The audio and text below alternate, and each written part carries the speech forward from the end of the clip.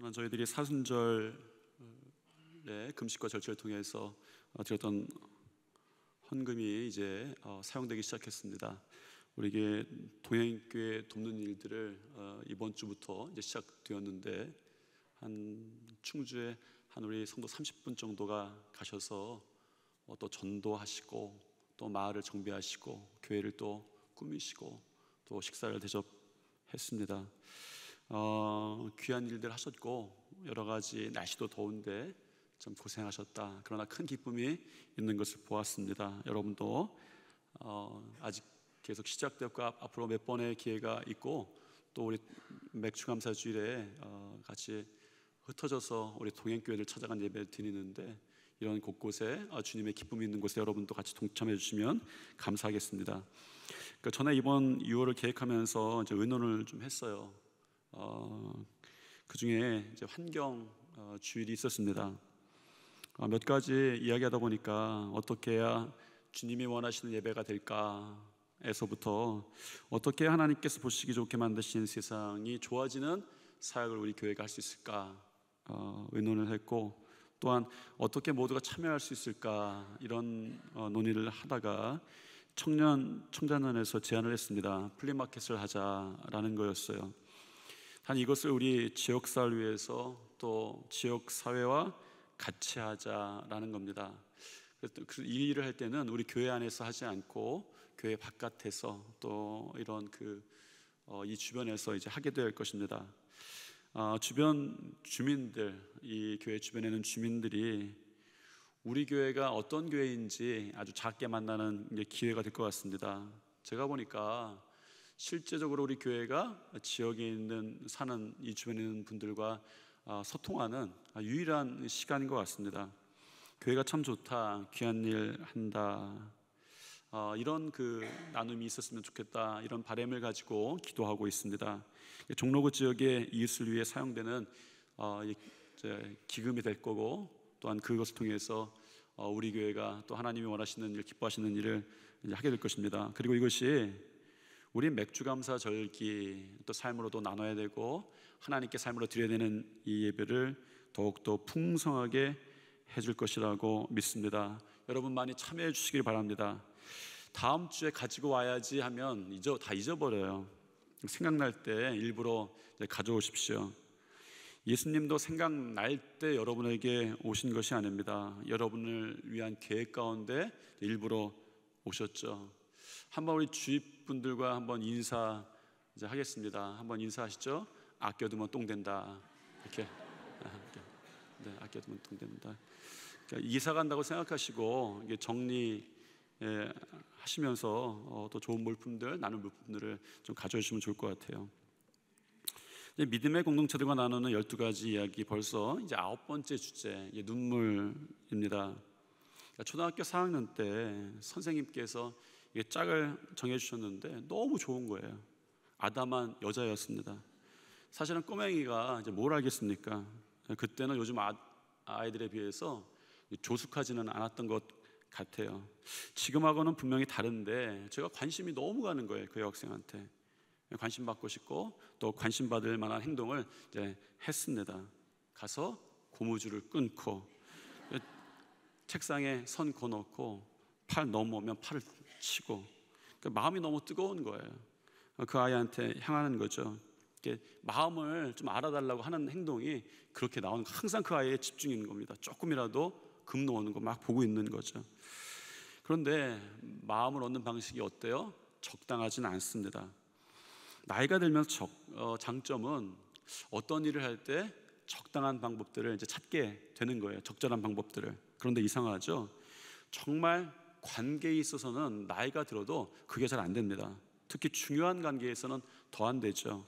오히려 잘못된 방식들을 사용하는 경우가 참 많다라는 것이죠. 살다 보니까 별일 아닌데 가까운 사람들에게, 특히 부모님들에게, 형제들에게, 자녀들에게 작은 일에 더 많이 화가 나고 더 많이 화를 내는 거예요. 그런 생각이 들었습니다. 왜 화를 내죠? 중요하기 때문이에요. 그 사람의 작은 말, 작은 행동이 너무나도 나에게 중요하게 느껴지는 거예요. 작은 행동을 해도 내가 무시할 수가 없는 겁니다. 사실은 그 사람의 마음을,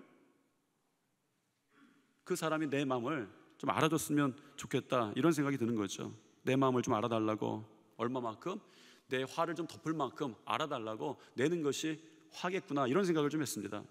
이것은 하나님과의 관계에서도 이제 마찬가지입니다. 문제가 있을 때마다 출애굽한 이스라엘이 하나님을 원망합니다. 뭘 원하는 거죠? 하나님께서 우리를 좀 알아주십시오. 하나님의 위로의 손길이 그들에게 필요했어요.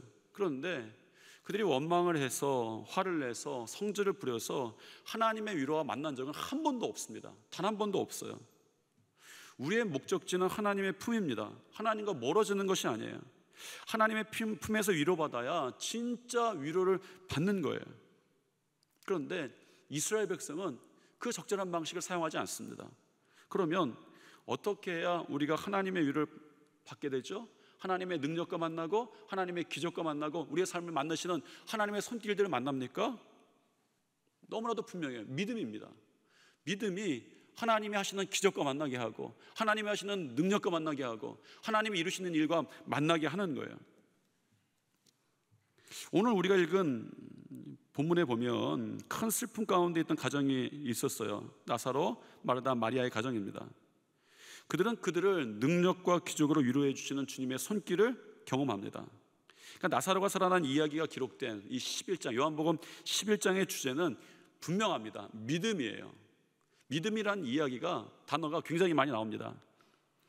사실 이 나사로의 그 사건의 목적도 예수님께서 분명하게 결론 내주십니다. 요한복음 11장 40절 42절에 보면 그 얘기가 나왔습니다. 같이 한번 읽어보겠습니다. 예수께서 이르시되 내 말이 내가 믿으면 하나님의 영광을 보리라 하지 아니하였느냐 하시니, 돌을 옮겨 놓으니 예수께서 눈을 들어 우러러 보시고 이르시되 아버지여 내 말을 들으신 것을 감사하나이다. 항상 내 말을 들으시는 줄을 내가 알았나이다. 그러나 이 말씀 하옵는 것은 둘러선 무리를 위함이니 곧 아버지께서 나를 보내신 것을 그들로 믿게 하려 함이니이다 라는 거예요. 그러니까 예수님께서 나사로의 사건에 대해서 정리하시는데 그 목적은 무엇입니까? 믿음이었어요. 여러분 11장에 계속 나오는 단어가 있습니다. 믿음이에요. 그러니까 믿음이 능력을 이룬다 라는 겁니다. 집에 가서 한번 찾아보십시오. 11장에 믿음이란 단어가 너무 많이 나오는 거예요.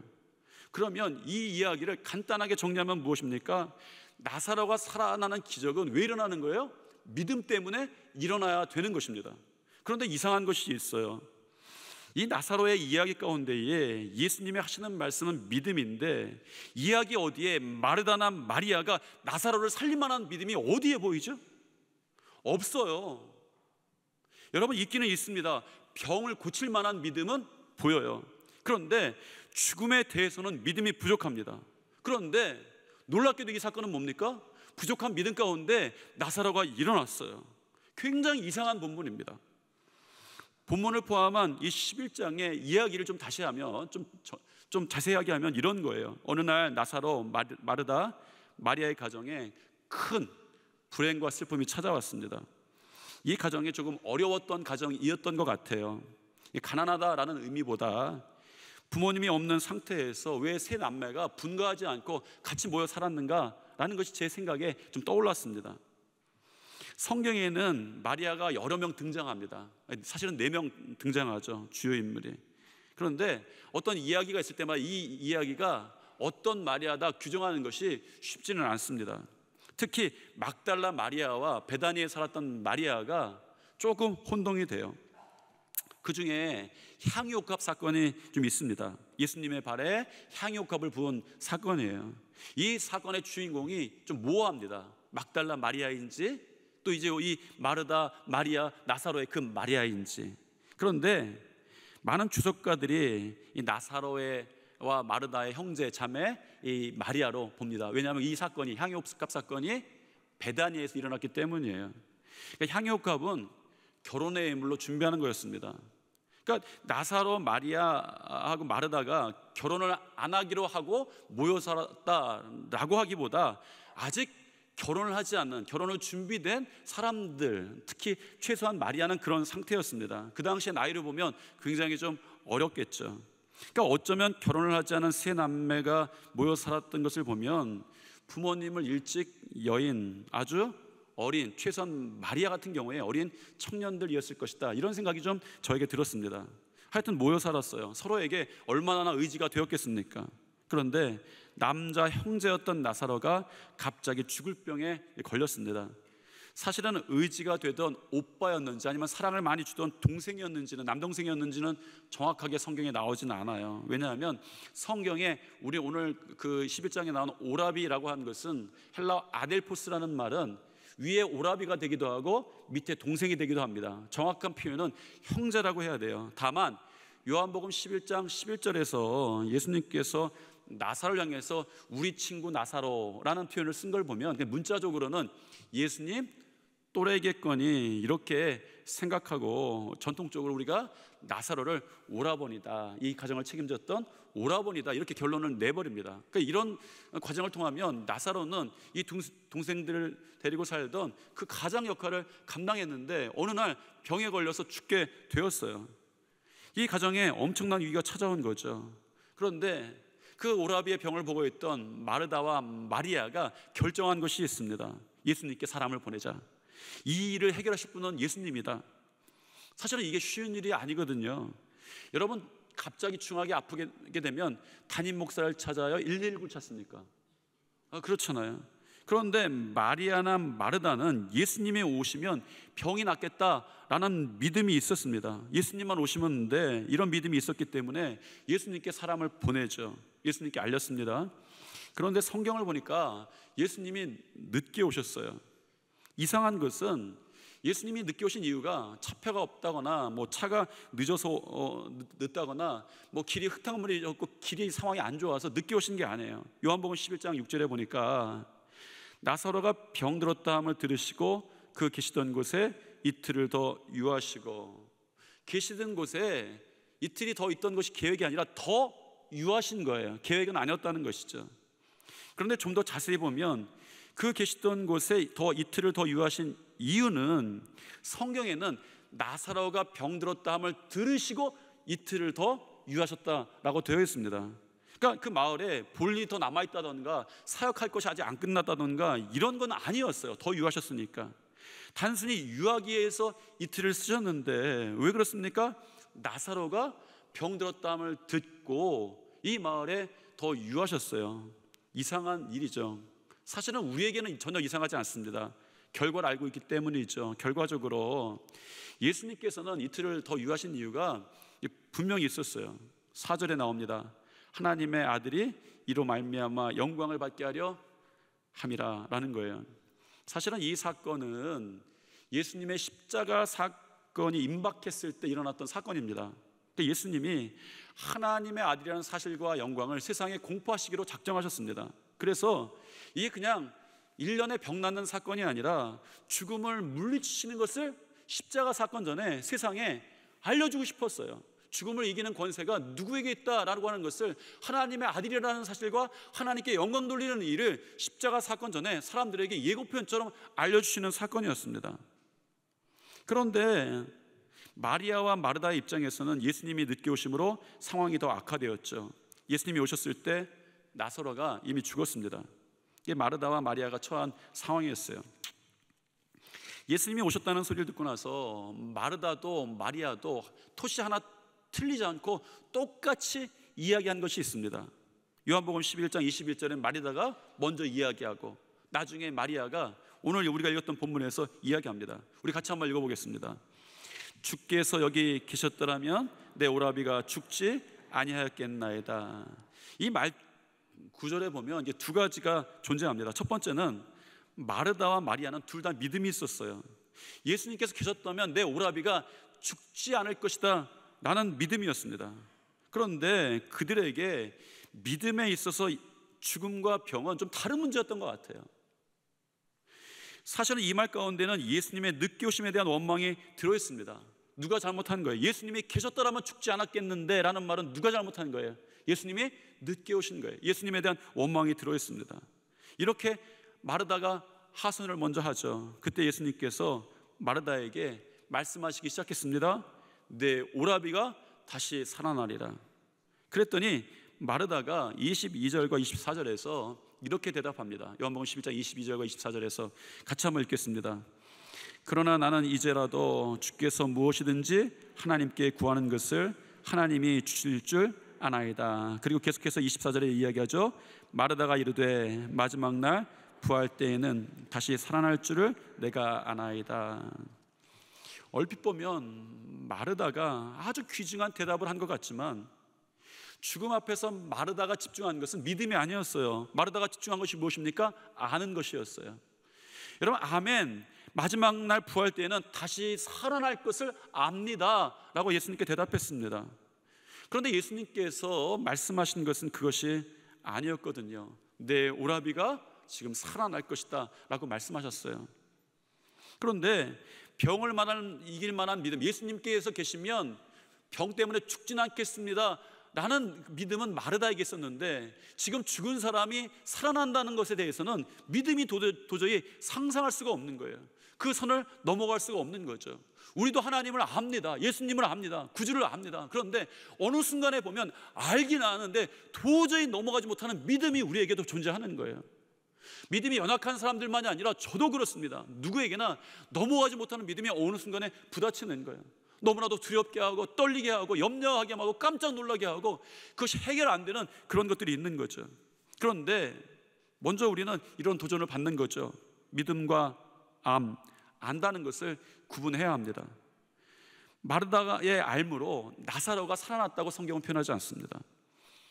대단한 이야기지만, 대단한 이야기인 것 같지만, 아주 귀중한 대답 같지만 그 대답 때문에 나사로가 살아난 것이 아니었어요. 사실은 우리 가운데에도 많이 안다고 할수록 감추었던 부족한 믿음이 드러나는 거예요. 우리가 믿음이 아니라 자꾸 알매 상태가 늘어나다 보면 부족한 믿음이 내재되어 있는 거죠. 분명한 것이 있습니다. 우리는 삶에서 주님의 위로와 만나야 합니다. 성도는 고난 중에 주님의 위로와 만나야 합니다. 성도는 문제 가운데 주님의 능력과 만나야 합니다. 그런데 문제가 있어요. 우리의 믿음이 그럴 만한 믿음까지는 아닌 거죠. 거기까지는 아닙니다. 하나님의 마음을 얻을 만큼의 믿음이 아니에요. 하나님의 손에 움직일 만큼의 믿음이 아닌 거예요. 분명하죠. 알므로는 부족한 믿음을 극복하지 못했습니다. 마리아는 어떻습니까? 마리아도 같아요. 자기 언니와 똑같이 대답합니다. 주여, 예수님이 오셨는데 주여, 주님이 여기 계셨더라면 내 오라비가 죽지 아니하였으리라 똑같이 이야기합니다. 그런데 오늘 본문에서 보여주는 것이 있죠. 마르다와 마리아, 하나님께서 그 가정을 위로해 주셨어요. 주님의 마음이 움직이셨습니다. 정작 주님의 마음이 움직였는데 주님의 마음으로 움직인 것은 그 대단한 마르다의 아는 것이 아니었습니다. 예수님은 부활이요 생명이었다 고백했던 그 알았던 그 암이 아니었습니다. 그 부족한 믿음을 채운 것이 하나 있었어요. 무엇입니까? 마리아의 눈물이었다라고 오늘 본문이 이야기하는 거죠. 요한복음 11장 33절 35절 말씀입니다. 같이 한번 읽겠습니다. 예수께서 그가 우는 것과 또 함께 온 유대인들이 우는 것을 보시고 심령에 비통히 여기시고 불쌍히 여기사 예수께서 눈물을 흘리시더라. 예수님께서 나사로의 죽은 것을 비통하게 여기신 것이 아니었습니다. 나사로가 죽은 것을 슬퍼하셨다라고 성경 얘기하지 않습니다. 다만 마리아의 우는 것과 함께 온 유대인들이 우는 것을 보시고 심령이 비통히 여기시고 불쌍히 여기셨다라고 말하죠. 우리가 이 땅에서 기억해야 될 주님의 약속이 있습니다. 주님께서 사역을 시작하시면서 하셨던 첫 일성이었어요. 마태복음 5장 4절 산상순의 첫 말씀입니다. 초반 말씀이 있죠. 예수님께서 마태복음 5장 4절 산상순의 초반에서 이렇게 말씀하십니다. 같이 한번 읽겠습니다. 애통하는 자는 복이 있나니 그들이 위로를 받을 것이며. 어떤 대단한 것 때문에 위로받는 것이 아니라 애통하는 자는 복이 있는 거예요. 왜 애통하는 것이 복이 있습니까? 하나님의 위로와 만나기 때문이다. 우리의 부족함에도 불구하고 우리가 애통함으로 하나님의 위로와 만난다라고 그렇게 예수님 말씀하시고 계시는 것이죠. 여러분 기억하십시오. 하나님은 여러분의 눈물을 보석처럼 사용하신다는 거예요. 복음서에 보면 예수님께서 웃으셨다라는 기록이 한 번도 없어요. 예수님의 일생에 보면 예수님께서 웃으셨다라고 하는 그 쓴 글이 없습니다. 제가 전도사로 개척교회 할 때 몇 개척교회 전도사님들과 함께 또 개척교회를 개척해서 자리 잡은 어떤 중견 그 목회자와 이제 만나게 됐어요. 그러니까 그 중견 개척교회에서 성장한 그 목사님이 이 개척교회 전도사들을 위로해 주시라고 이렇게 불러서 그렇게 나누는 자리였습니다. 그 목사님이 그래요. 개척교회 힘들지 나도 알아. 그러시면서 다들 개척교회들 하는데 개척교회가 얼마나 어려운 건지는 알아? 이렇게 물으시는 거예요. 그러니까 힘들긴 힘든데 얼마나 힘든지는 이야기할 기준이 좀 애매합니다. 요만큼 어렵다, 이만큼 어렵다. 평가하기 좀 그렇잖아요. 그랬더니 그 목사님이 내가 얘기 하나 해줄게 하고 해주신 이야기가 아직도 기억에 남습니다. 그러니까 사실 실제 사건이 아니라 이야기예요. 여러분 그것을 생각하고 들으셔야 합니다. 실제로 이런 일은 없어요. 그냥 이야기입니다. 서울의 창경원에 옛날 동물원이죠. 코끼리가 한 마리가 들어오는 거예요. 처음. 그래서 기념해서 대회가 열렸습니다. 코끼리를 울려봐라 라는 대회였어요. 상금을 걸고 대회가 열렸습니다. 사람들이 코끼리에게 가서 슬픈 이야기도 하고 협박도 하고 그러는데 코끼리가 꿈쩍도 안 하는 거예요. 그때 시골에서 올라온 한 개척교회 사모님이 코끼리에게 개척교회를 하며 어려웠던 이야기를 들려주었습니다. 코끼리가 눈물을 뚝뚝 흘리기 시작했어요. 코끼리가 울어서 상금을 탔습니다. 사모님이 그런 생각을 하는 거죠. 아, 하나님께서 나를 위로해 주시는구나. 그렇게 하고 돌아갔어요. 다음 해에도 대회가 열렸습니다. 이번엔 코끼리의 아빠를 번쩍 들게 하는 대회였다고 해요. 이 소식을 전해들은 작년에 우승한 개척교회 사모님이 다시 그 코끼리를 찾아갔습니다. 가서 코끼리에게 말했어요. 너 나 누군지 알지? 코끼리가 아까 놀라면서 이제 고개를 이제 끄덕였다고 합니다. 그렇게 말을 건넨 이 개척교회 사모님이 코끼리의 귀에다 대고 온가를 이제 속삭였어요. 그러자 코끼리가 두 발을 번쩍 들었습니다. 도대체 무슨 말을 했기에 코끼리가 두 발을 다 들었을까 궁금한 사람들이 개척교회 사모님께 뭐라고 이야기했는지 물어봤습니다. 그랬더니 그 사모님이 이야기해 주는 거죠. 제가 별 이야기 안 했습니다. 그냥 작년에 내가 개척교회 하면서 어려웠던 얘기 해준 거 기억나지? 하고 물었습니다. 기억난다고 고개를 끄덕이기에 너 시골 가서 개척교회 할래? 두 발 다 들래? 했더니 두 발을 번쩍 들던데요 라고 했다는 이야기예요. 개척교회 목회가 힘들죠. 맞습니다. 예수님도 사실은 개척교회 하시다가 하늘로 올라가셨어요. 3년 동안 교회 하시다가 올라가신 거예요. 그걸 공생의 기간이라고 하죠. 공생의 기간 동안에 개척교회 하셨어요. 예수님도 인간의 모습으로 오셨기 때문에 우리가 경험할 수 있는 어려움들 한 번도 외면해 보신 적 없습니다. 몸으로 다 받아들이셨어요. 배고프면 배고프시다고 말하고 피곤하면 피곤하시다고 말하고 사실은 남들이 하는 개척교회보다 더 힘들었을 거예요. 대적자들도 있습니다. 결국 십자가 사건으로 끝나는 그런 개척교회였어요. 실제적으로 예수님의 목회가 힘들었을 것이라는 것은 충분히 짐작이 됩니다. 그런데 비교적 짧은 생애였긴 했지만 정말 예수님께서 공생 기간 동안에 웃으셨던 적이 한 번도 없으실까요? 물론 예수님도 웃으신 적이 있을 거예요. 예수님이 기쁨을 아시는 분이었기 때문입니다. 그렇지만 성경은 예수님이 웃으시는 모습을 기록에 담지 않습니다. 오히려 예수님이 우시는 모습을 성경에 담습니다. 왜 그렇습니까? 성경의 세계를 우리가 다 이해할 수는 없지만 분명한 것이 있어요. 우리 주님께서는 눈물을 흘리는 사람들을 찾고 계신 거죠. 그 사람에게 위로가 필요하기 때문입니다. 요한계시록 마지막 때를 기록한 요한계시록 말씀에도 우리에게 하시는 말씀이 있어요. 요한계시록 7장 17절 말씀입니다. 같이 한번 읽겠습니다. 이는 보좌 가운데에 계신 어린 양이 그들의 목자가 되사 생명샘으로 인도하시고 하나님께서 그들의 눈에서 모든 눈물을 씻어주실 것임이라 라는 거예요. 참 위로받는 말씀입니다. 마지막 때에도 주님이 신경 쓰시는 것은 눈물을 흘리는 사람들이다 라는 거죠. 우는 사람을 위로하려면 울어본 경험이 있어야 합니다.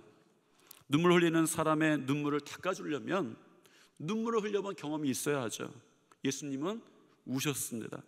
예수님은 눈물을 흘리셨어요. 그런 까닭에 눈물을 흘리는 사람들의 마음을 너무나도 잘 알고 계시는 거예요. 그래서 우는 사람을 위로해 주실 수 있습니다. 성경에 보니까 예수님은 적어도 세 번 우셨어요. 3번 우실 때마다 감람산을 중심으로 해서 그 시기가 비슷해요. 하나는 예루살렘에 입성하실 때입니다. 예루살렘의 멸망을 내다보시면서 우셨어요. 예수님의 눈에 그게 보이는 거예요.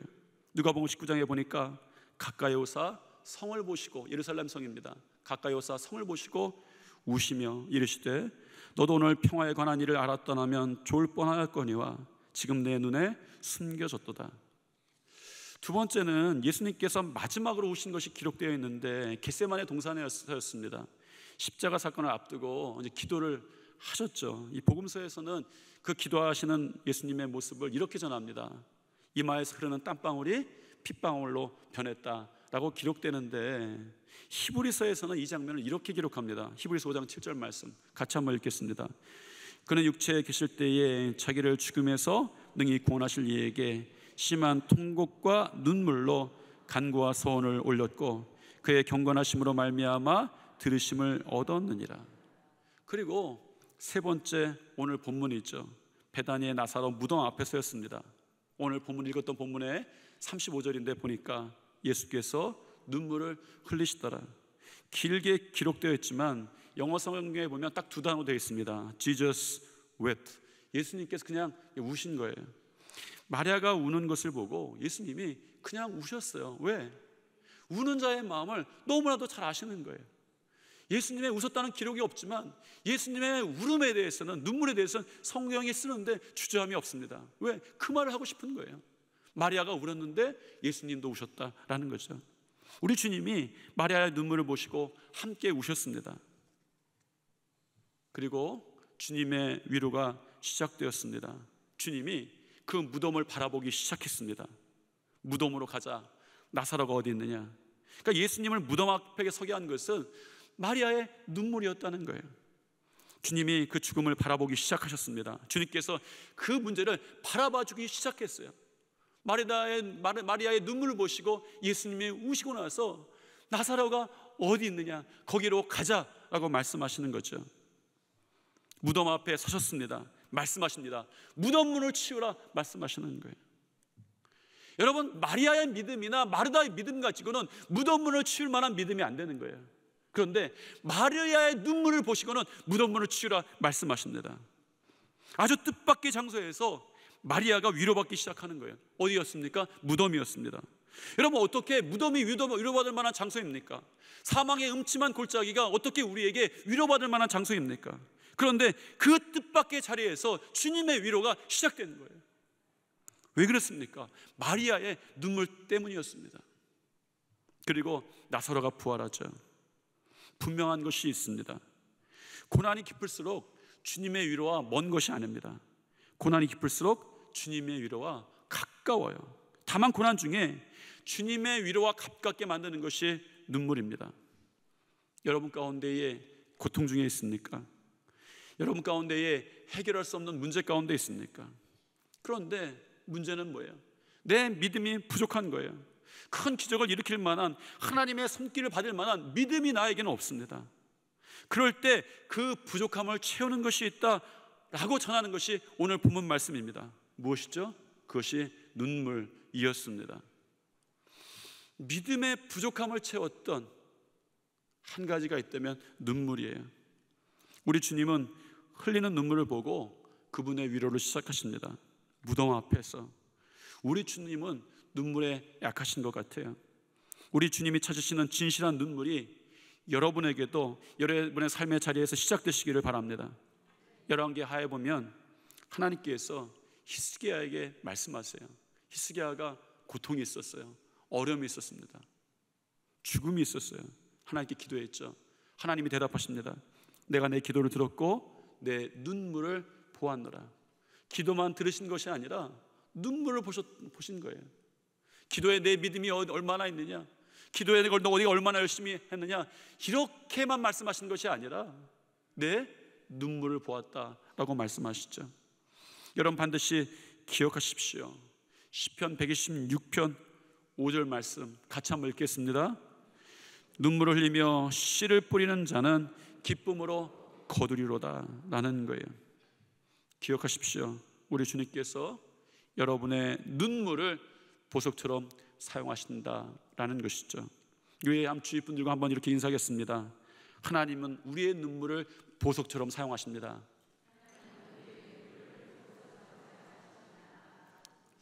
사랑과 은혜가 충만하신 하나님, 우리 성도들의 삶에서 우리가 주님께 솔직히 고백하는 것은 우리의 부족한 믿음입니다. 우리의 부족한 믿음 가운데에 우리의 흘리는 눈물로 우리의 주님의 위로가 우리의 삶에 시작된 것을 믿습니다. 하나님의 능력의 일이 저의 가정 가운데, 저들의 삶 가운데, 저들이 기도하는 그 사랑하는 사람들을 위해서, 또한 나라 민족 가운데 주님의 위로가 시작된 것을 믿습니다.